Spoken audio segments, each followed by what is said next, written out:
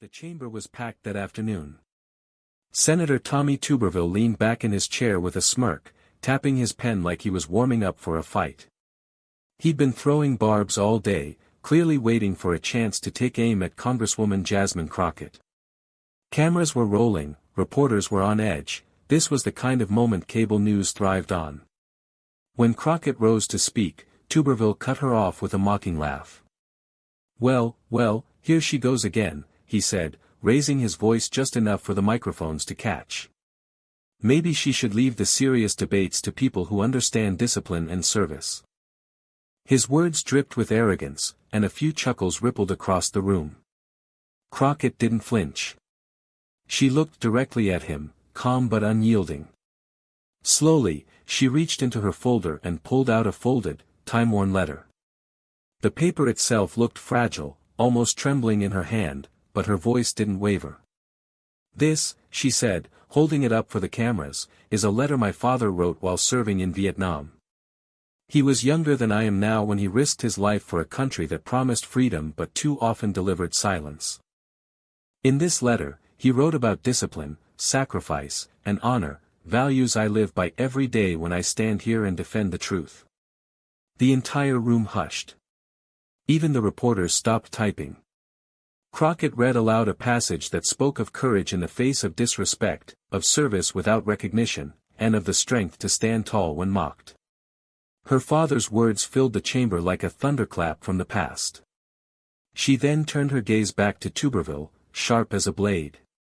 "So before you laugh at me again, Senator, remember this: my family has already paid the price of service. Mocking me mocks the sacrifice of those who came before me. I won't allow you, or anyone, to belittle that legacy." Tuberville, suddenly pale, shifted uncomfortably in his seat.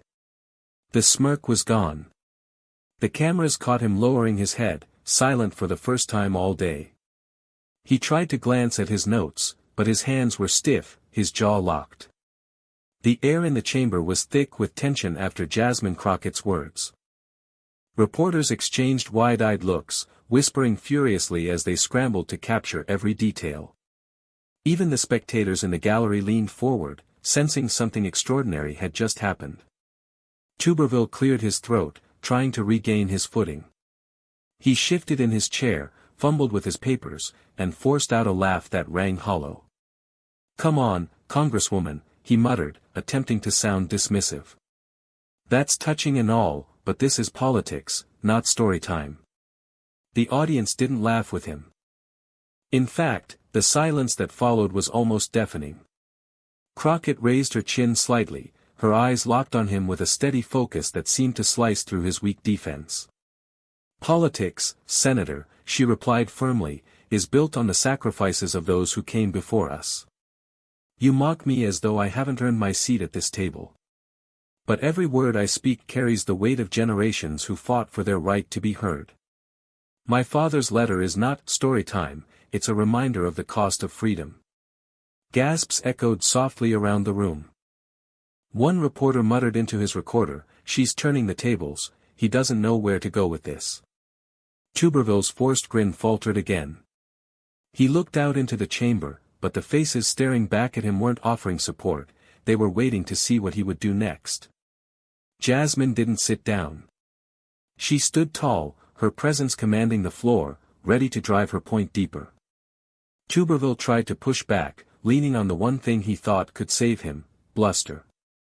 "Well, if we're going to play emotional games," he said, his voice louder now, "then maybe we should all start bringing in bedtime letters instead of serious policy." He smirked again, hoping the jab would sting. But instead of weakening her, it only gave Jasmine Crockett more ground to stand on. She lifted her folder again, this time pulling out a photocopy of an official military commendation with her father's name on it. The gold seal shimmered faintly under the chamber lights. "This," she said clearly, holding it high, "is not bedtime reading. It is the United States government acknowledging the bravery of a man who risked everything while people like you sit comfortably mocking that sacrifice. You talk about discipline. Service. My father lived it, Senator. I wonder if you even understand what that truly means." The room went still. Even those who had been scribbling notes put their pens down. The weight of her words filled every corner of the chamber. Tuberville's face twitched, just slightly, but the cameras caught it. Someone in the gallery clapped once, a sharp sound in the silence. Then another joined. Within seconds, the chamber erupted into a steady applause, breaking protocol but impossible to contain. Crockett remained composed, but her eyes glimmered with quiet pride. Tuberville sat frozen, gripping the edge of his desk, his voice caught in his throat. For once, he had no quick retort, no smug laugh to fall back on. The applause slowly died down, but the energy in the room remained charged. Tuberville shifted uncomfortably, his jaw clenched as if he was fighting the urge to snap back. His eyes darted toward the cameras, realizing every second of his hesitation was being broadcast to millions. Jasmine Crockett didn't waste the moment. She leaned forward, her voice steady but sharp, every word calculated to land like a hammer. "You see, Senator, you mock what you don't understand. You belittle others to cover the fact that you cannot stand on your own record. I don't need cheap laughter to make a point, I bring facts, history, and lived sacrifice. That's more than you've shown this chamber all day." Tuberville's lips parted, but no words came. His fingers drummed nervously on the table. The smirk he'd carried earlier was gone, replaced with the look of a man cornered in front of a live audience. From the press section, a reporter whispered, "He's cracking, this is going viral." Several others nodded, already typing furiously, headlines forming in their minds. Crockett continued, her tone softer now, but piercing. "My father's letter wasn't written for applause. It was written so I would never forget what courage looks like when the world tries to silence you. And today, I will not forget. I will not be silent. Not for you, not for anyone." The chamber was silent again, except for the faint click of cameras. Tuberville's shoulders slumped, his eyes dropping toward the desk. He tried to clear his throat, but the sound came out weak, almost broken. Tuberville finally forced himself to speak, his voice cracking just slightly at the start. He straightened his papers with exaggerated care, as if shuffling them would somehow give him time to recover. "Well," he began, forcing a half-smile, "we can't run a government on personal stories. We need discipline, we need strong leadership, not emotional appeals." He raised his chin, trying to sound authoritative, but the edge in his tone betrayed his unease. A few staffers in the background exchanged doubtful glances. Everyone could see it, he wasn't speaking from strength anymore. He was grasping for a lifeline. Jasmine Crockett tilted her head, her expression calm, almost pitying. "Discipline?" she repeated, her voice low but cutting. "Do you know what it means to live with discipline, Senator? My father wrote that letter from a battlefield where every day might be his last. He knew discipline wasn't about appearances, it was about surviving with dignity. He earned the right to speak of it. And through him, so did I." Tuberville's face flushed. He tried to interject, but Crockett pressed forward, her words rolling over him like a wave. "You can dismiss my father's sacrifice if you want. You can laugh at me. But the American people are watching, Senator. They see the difference between someone who mocks and someone who honors. Which side of that difference do you think you're standing on right now?" The chamber erupted again, not with full applause this time, but with murmurs, nods, and a rising energy that left Tuberville visibly rattled. His fingers tightened around his pen until his knuckles whitened. He opened his mouth once more, but the cameras caught it, hesitation. He didn't know what to say. Jasmine Crockett let the silence linger, giving the cameras time to zoom in on Tuberville's strained expression. She then stepped closer to the microphone, her voice calm but sharp enough to cut through the heavy air. "Senator, you talk about leadership," she said, her eyes locked on him. "Leadership is not mocking. Leadership is not hiding behind arrogance when confronted with truth. Leadership is standing firm in values even when it costs you everything." She reached down and touched the folded letter again, her hand resting on it like it was a shield. My father wrote in this very letter that true leaders never need to shout to be heard, they earn respect through action. That's why his words still matter 50 years later. And that's why, today, your words fall flat. The chamber gasped softly. Tuberville's face reddened as he shuffled his papers again, desperate for something to grab onto. He leaned toward his microphone, muttering, "This is not relevant to the policies we're debating." Crockett didn't even blink. "Oh, it's more relevant than you think," she countered. "Because the way we treat each other here, on the record, in front of the nation, is policy. It shows Americans what kind of people we trust with power. And right now, Senator, you've shown them exactly what kind of leader you are." A ripple of applause broke out from the gallery, this time louder, less restrained. Even a few colleagues shifted uncomfortably in their seats, clearly unwilling to align themselves with Tuberville in this moment. The senator leaned back, his jaw tight, his pen tapping so hard it echoed through the microphone. He had no comeback, and everyone knew it. Tuberville leaned forward, his face flushed and his voice raised louder than before, as though volume alone could restore his authority. "Congresswoman," he snapped, "this is not a stage for personal theatrics. You don't impress me with letters and sentimental speeches. What impresses me is results, something you clearly don't understand." His words echoed, but they didn't land. Instead, the room seemed to stiffen, and a wave of unease washed over the chamber. It was obvious, he had overplayed his hand. Jasmine Crockett didn't flinch.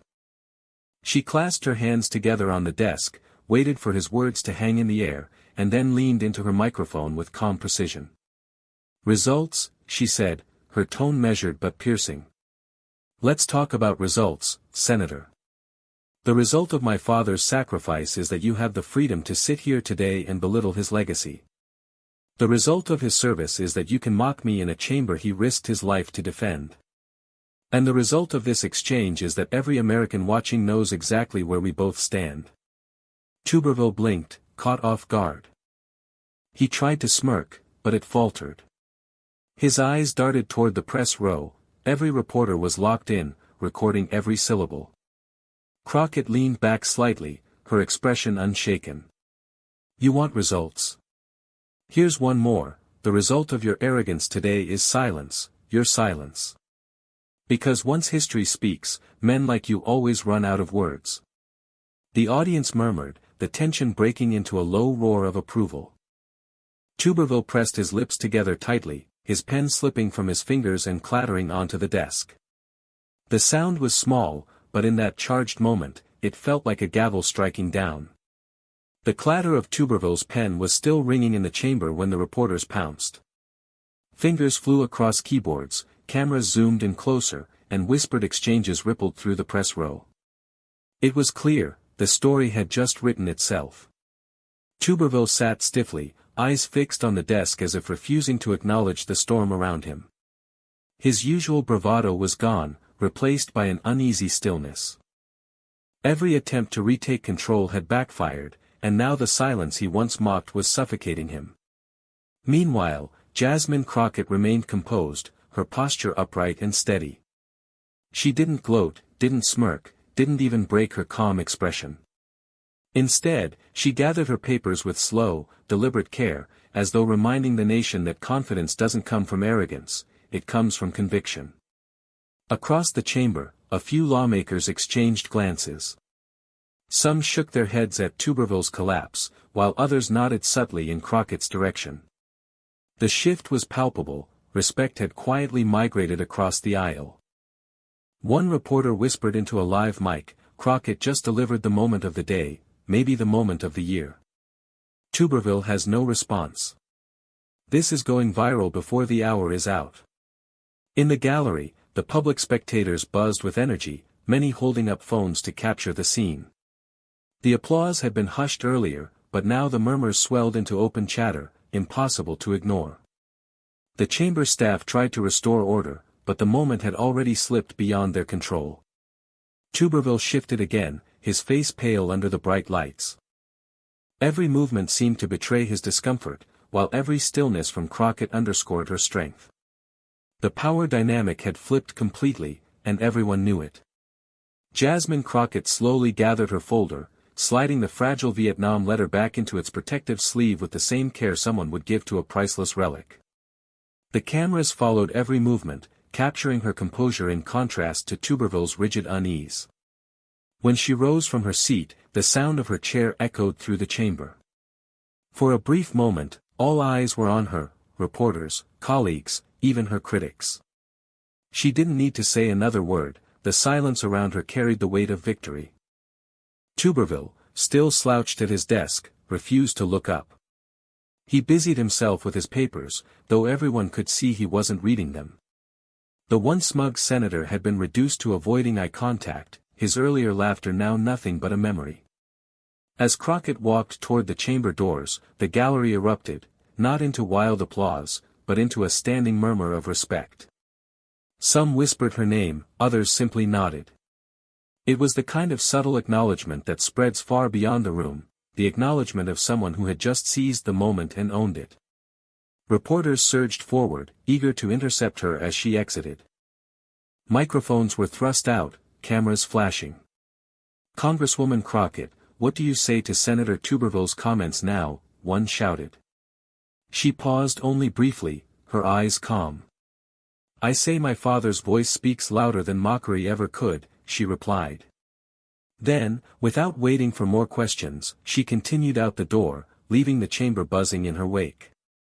Behind her, Tuberville remained glued to his chair.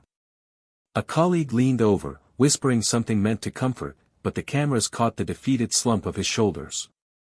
The story was already out of his control. Within an hour of Jasmine Crockett leaving the chamber, the story was everywhere. News outlets blasted urgent banners across their screens, Tuberville silenced by Crockett's Vietnam letter. Clips of the confrontation flooded social media, racking up millions of views before the evening news even aired. On Twitter, hashtags like #Crockett shuts him down and #Vietnam letter trended at lightning speed. Users replayed the moment Tuberville dropped his pen on loop, turning it into a meme. Captions read, "the sound of defeat." Others shared screenshots of Crockett's calm expression next to Tuberville's flushed face, calling it the definition of composure versus collapse. Cable networks ran panel discussions almost immediately. One commentator declared, Tuberville thought he was scoring easy points, but Crockett turned a personal attack into a national lesson on dignity and sacrifice. Another chimed in, he underestimated her, and now he's paying for it in the court of public opinion. Meanwhile, Crockett's office phone lines were jammed with calls of support. Veterans groups began issuing statements praising her for honoring her father's service so publicly. One prominent Veterans Association tweeted, Congresswoman Crockett reminded America that sacrifice is not a punchline, it's the backbone of freedom. Tuberville, however, remained silent. His team issued no statements, his social media accounts went dark, and he cancelled an evening interview he had scheduled. Rumors swirled that his aides were scrambling behind the scenes, trying to contain the fallout. The contrast couldn't have been sharper, Crockett standing tall, elevated by her father's words, and Tuberville shrinking from the spotlight he once craved. By the next morning, Tuberville could no longer avoid the cameras. He emerged from his office flanked by aides, his expression tense as reporters swarmed him in the hallway. Microphones shot forward, questions fired like rapid gunfire. Senator, do you regret mocking Congresswoman Crockett? Do you have a response to the Vietnam letter? Why did you cancel last night's interview? Tuberville forced a smile, but it looked more like a grimace. He raised his hands in a stiff gesture, trying to control the chaos. Look, he said, his voice strained, I respect military service as much as anyone. What happened yesterday was, being taken out of context. We need to focus on policy, not personal stories. The reporters weren't satisfied. One immediately pressed back. Are you saying her father's service is irrelevant? Veterans groups are already condemning your remarks. Tuberville's jaw tightened. He tried to deflect. No, that's not what I'm saying at all. I'm just saying this chamber isn't the place for theatrics. The word slipped out before he could catch it, and the crowd pounced. Theatrics, several reporters repeated in disbelief. Cameras zoomed closer. Social media instantly exploded with fresh outrage. #theatrics began trending within minutes. Meanwhile, Jasmine Crockett issued a brief statement from her office. Her words were calm, measured, and devastating. My father's service wasn't theatrics. His sacrifice gave us the freedom to stand in this chamber today. I will never apologize for reminding America of that truth. Her statement circulated everywhere, while Tuberville's stumble only deepened the backlash. Editorials piled on, late-night comedians roasted him, and